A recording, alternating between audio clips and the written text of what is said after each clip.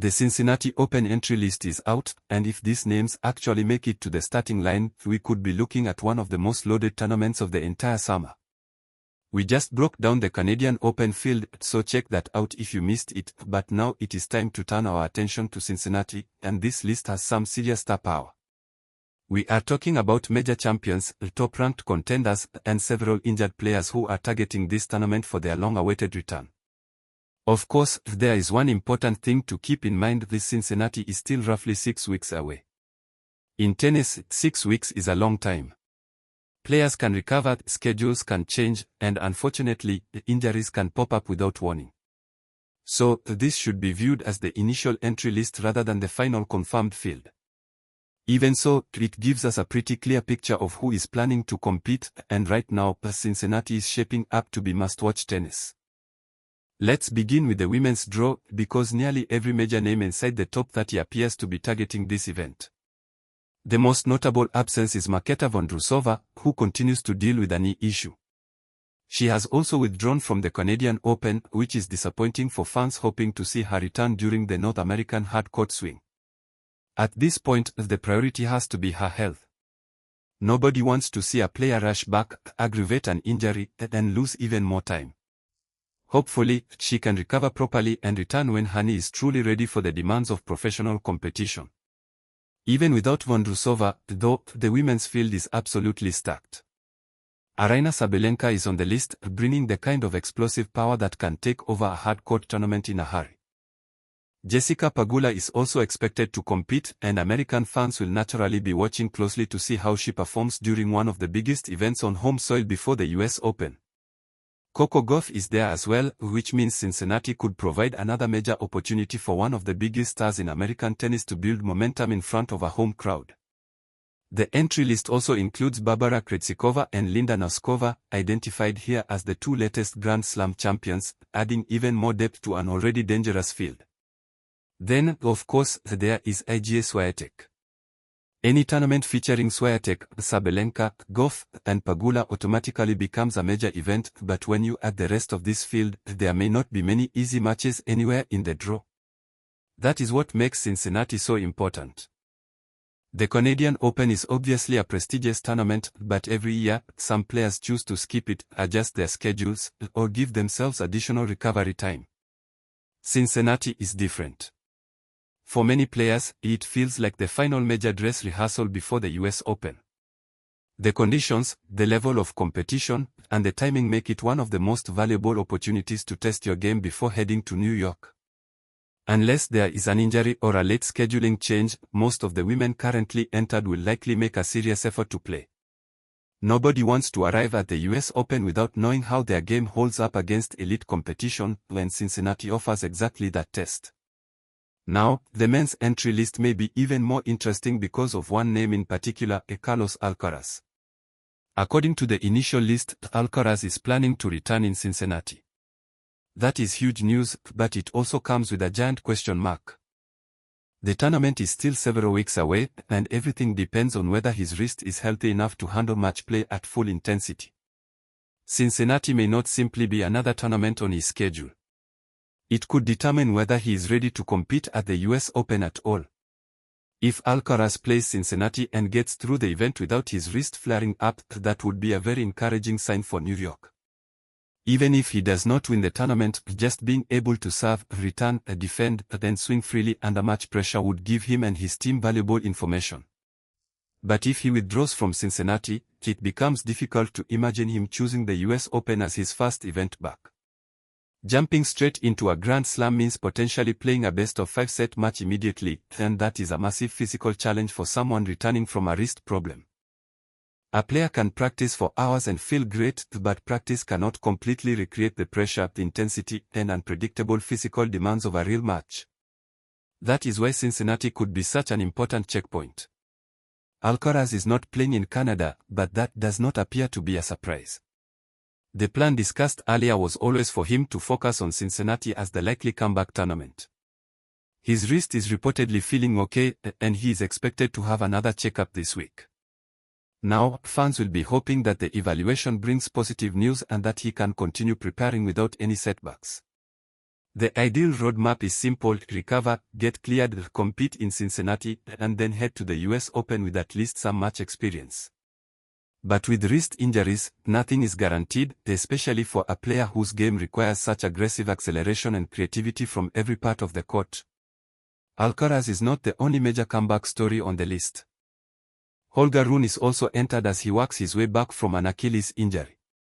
We have not seen Rune competing regularly for quite some time, and there have been moments when he appeared to be getting close to a return, only to withdraw again at the last minute. That makes his Cincinnati entry encouraging, but fans should remain cautiously optimistic until he is actually on court. Achilles injuries are especially tricky because they affect nearly every movement a tennis player makes, exploding toward the ball, stopping suddenly, changing direction, and pushing off during the serve. Rune will not just need to feel healthy, he will need enough confidence in his body to play without hesitation. Like Alcaraz, Rune is also skipping Canada, which suggests Cincinnati may be the targeted return point. Hopefully, both players have enough time over the next 6 weeks to recover, train, and arrive ready for real competition. Their presence would dramatically strengthen the men's draw and add two major storylines heading into the final Grand Slam of the season. Lorenzo Musetti is another player on the entry list who has been away from action. We have not seen him for a while, so his potential return adds another layer of intrigue. Musetti brings a completely different style, and when he is healthy and confident, he can create problems for almost anyone. Still, as with Alcaraz and Rune, being listed does not automatically mean he will play. The next several weeks will tell us much more about the condition of these returning players.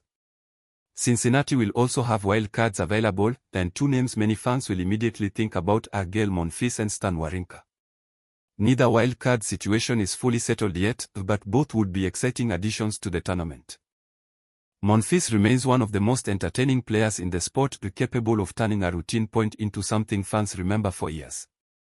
Wawrinka, meanwhile, brings championship experience, a powerful one-handed backhand, and the kind of competitive presence that can make any first-round matchup feel important. There are still several wild cards to be awarded, so it will be fascinating to see who receives those spots over the coming weeks. Those decisions could add more veteran stars, rising American players, or athletes returning from injury to an already deep field. Just like the Canadian Open, Cincinnati now operates as a 2-week event, but many players still view it as the more important US Open warm-up. That does not take anything away from Canada, it simply reflects how athletes build their schedules and prepare for New York. Cincinnati has traditionally attracted a stronger and more complete lineup because of where it sits on the calendar.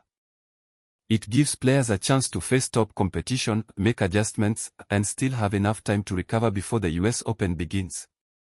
That is why the initial list may remain relatively stable.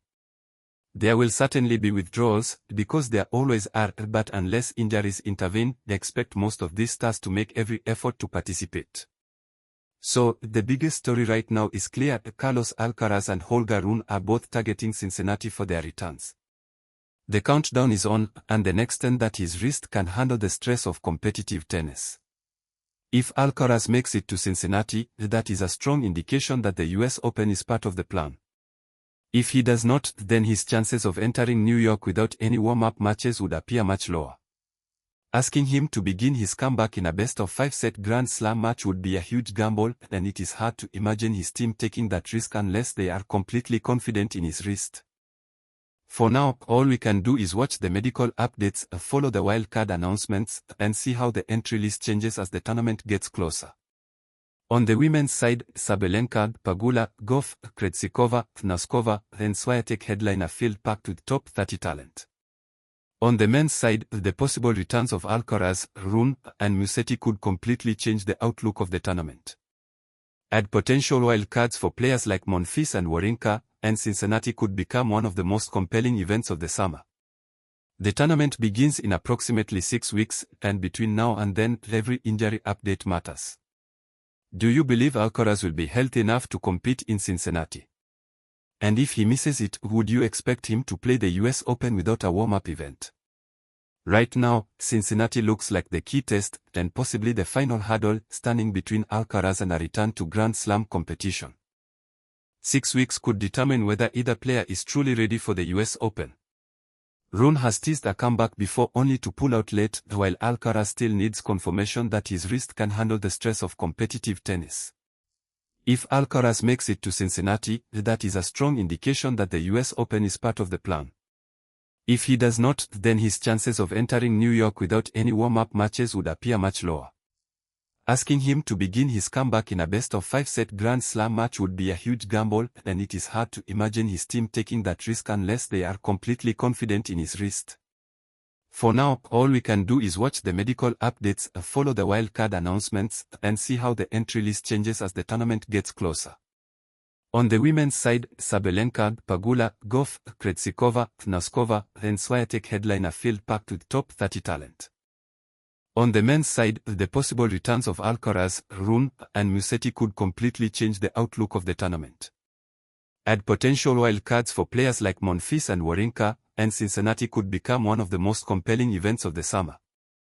The tournament begins in approximately 6 weeks, and between now and then, every injury update matters. Do you believe Alcaraz will be healthy enough to compete in Cincinnati? And if he misses it, would you expect him to play the US Open without a warm-up event? Right now, Cincinnati looks like the key test, and possibly the final hurdle, standing between Alcaraz and a return to Grand Slam competition.